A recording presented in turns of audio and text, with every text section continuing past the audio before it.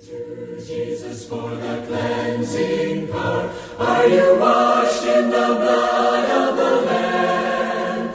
Are you fully trusting in His grace this hour? Are you washed in the blood of the Lamb? Are you washed? Igama lakho nesibongo bani? Jabulani Khate, Richard Lislu. Uzalelwe phi mkhulu?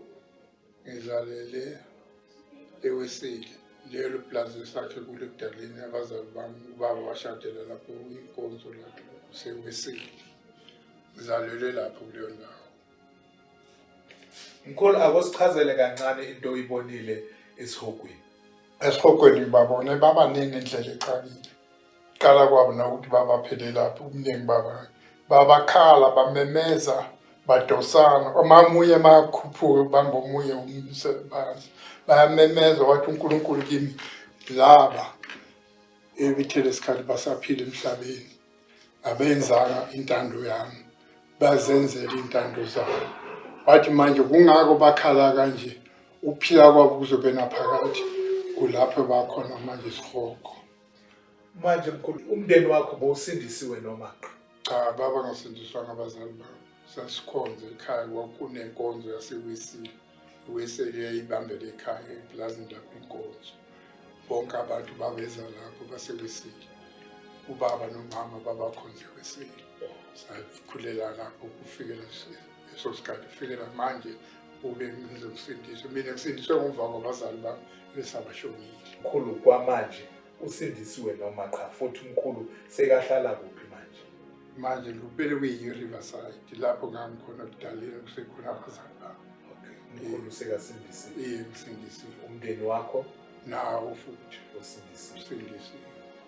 Mkhulu mtshele ngokugula kwakho. Ngigula isikhathi eside. Lokugula kungicala kwawo. Uqale ngezinyawo. Kwangena enyaweni, waqala enyaweni lesincele. Ithe ngemva kwesikhathi zokwayiqhawe zongena enyaweni lesile. Ngagula isikhathi eside ngihamba kodokotela ngizama kwimpilo. Nabo odokotela bethi mangifika abanye bathi hayi lokugula kukho ababoni ukuthi yini.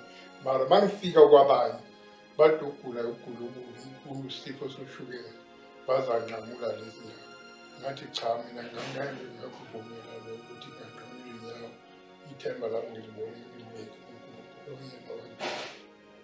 Mkhulu singakhona ukuthi sibone inyawo zakho ukuthi zinjani kwamanje?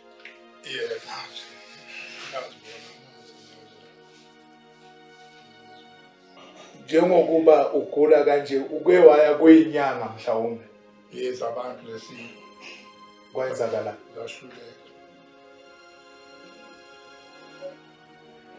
Mkhulu akusitshele-ke ngendaba yombono wakho ngalelo langa ukusitshela ukuthi bokunjani futhi.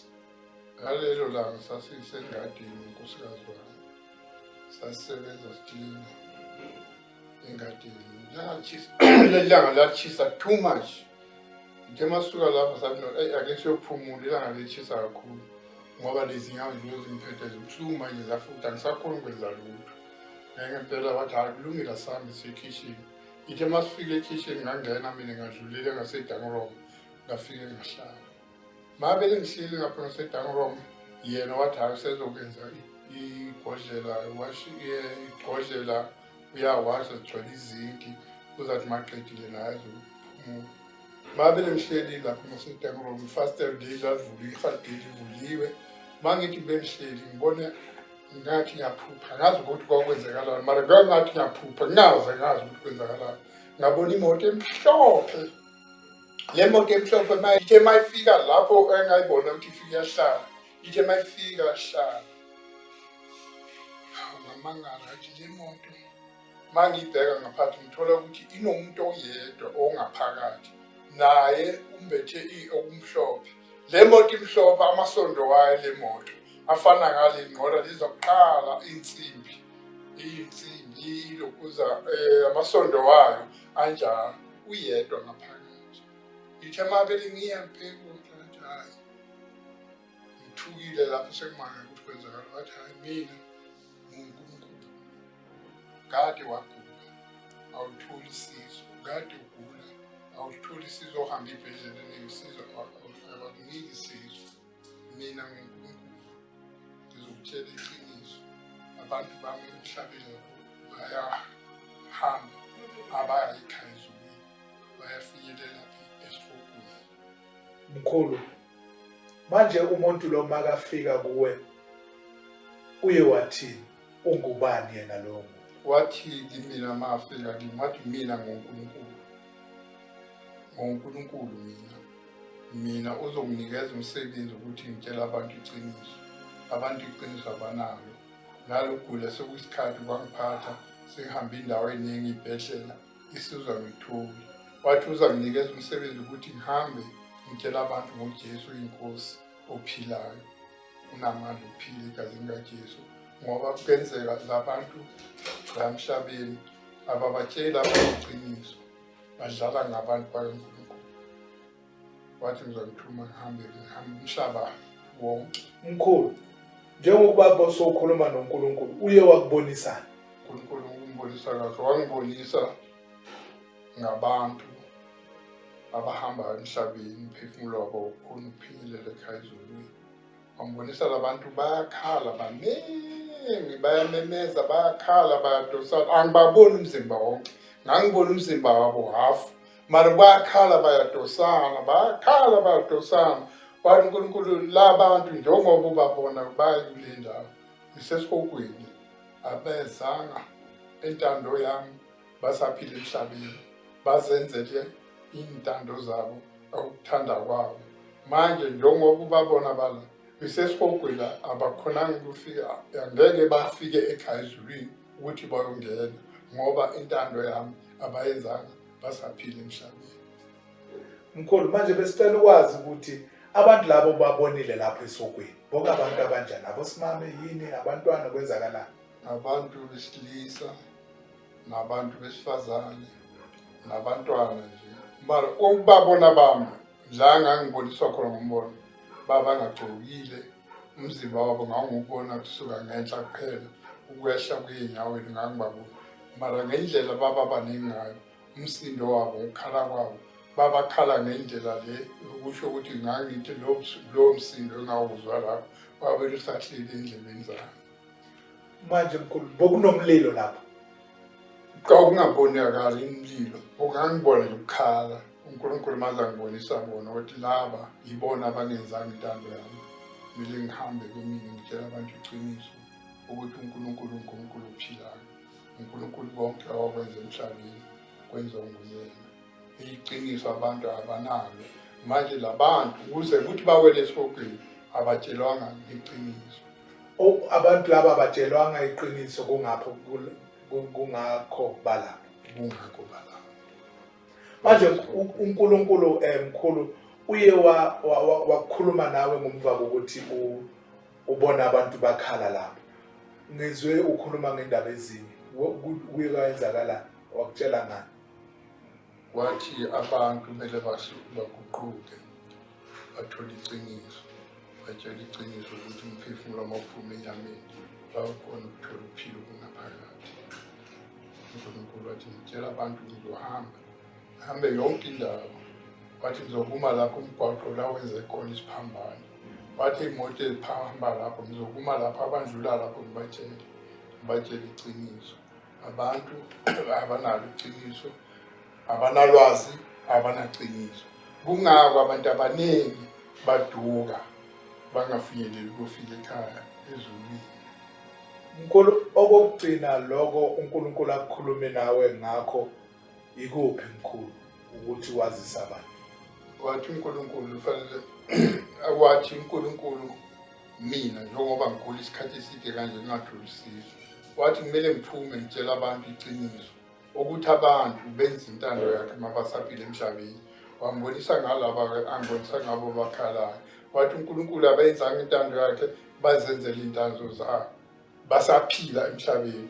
Wathi kepha bona kuthi manje njengokunika lo msebenzi uzohamba yonke indawo utshela abantu iqiniso. Abantu abanaqiniso abanalwazi bahlezi nje bezizinto ezingabafanelanga ukuphileni kwabo emhlabeni. Okunye futhi mkhulu kukhona la ukukhulumile ukuthi emasontweni kwenzakalani wathi iqiniso likho. izangoma Izangoma ziyaqiniso. kwenzakalani akositshela Wathi kulabantu laba abazangoma nakulaba abasey'nkonzweni abanye ababatshela abantu babo iqiniso, yibo abacala ukuthi badukise abantu ukuthi umphefumulo wabo ulale ngokuthula, ukuthi ngosuku lokugcina kuyokhona ukuvuka basindiswe bangene ekhaya ezulwini. uNkulunkulu wathi mina-ke zokwena hamba, wathi ngingasabi, wathi ngingancini, wathi ngibatshele abantu iqiniso, wathi akubheka isizwe singaka esitoduka emhlabeni sitodukiswa yini abantu ababangawatsheli iqiniso. mkhulu uNkulunkulu uye wathini-ke ngokugula kwakho ukuthi uzophola noma kanjani? Uthe ngizaphola ngoba ngenza intando yakhe. Wathi ngizaphola ngoba lugule kumphethe ukugula okuzawungenza ukuthi mhlawumbe ngihlale sonke isikhathi njengoba ngifuthelwa ebusuku nemini, angikhoni ukulala, angikhoni ukuphumula. Mazifutha lezi nyawo zikhipha igazi, zikhipha ubovu, zikhipha udoti wonke, malusizwa ngithuka. Wathi yena uNkulunkulu ngitshela abantu ngeqiniso ukuthi lezi nyawo njengoba zingiphatha zingapholi nosizo engalutholi, yena uNkulunkulu uyangithuma ngitshela abantu ukuthi baguquke basindiswe. Wathi izangoma zikho, wathi amadlozi awekho, wathi akekho umuntu ongathiwa uphume emzimbeni uphume umphefumulo wakhe kuthiwa loyo muntu uyidlozi angabuye. Bathi leyo nto ayikho. Ngibetshele bonke, ngicale la ekhaya, ngitshele unkosikazi wami, ngitshele ingane zami, ngitshele wonke umndeni before ngizophuma ngiyosebenza ngezwi lakho uNkulunkulu. Kusho ukuthi uma ungayenza konke lokho uzophola. Amen. Wathi njalo. Wathi uma ngenza lo msebenzi ngenza intando yakhe ngizophola. mkhulu ungatshela abantu ini ngoJesu? uJesu inkosi, uJesu namandla, uJesu uyena oyinkosi. Wathi akunosiza abantu abaningi babaphuma umphefumulo wabo awukhona ukufinyelela ekhaya ezulwini. Kungakho mangibonise abakhalayo esibokweni, wathi abenza ngentando yakhe. Wathi mina uyangitshela ukuthi ngingasabi, wathi ngihambe, wathi ngikuphi nakuphi la bahlangane khona bababili babathathu ora yedwa ngimtshele ngoJesu inkosi nomsindisi. Mara isuku lanamhlanje, isuku lanamhlanje ngiyabonga Moya Omngcwele, umsebenzi wakho ngiwenze, intando yakho yenziwe emhlabeni njengoba yenziwe emazulwini, kuzobe naphakade. Amen.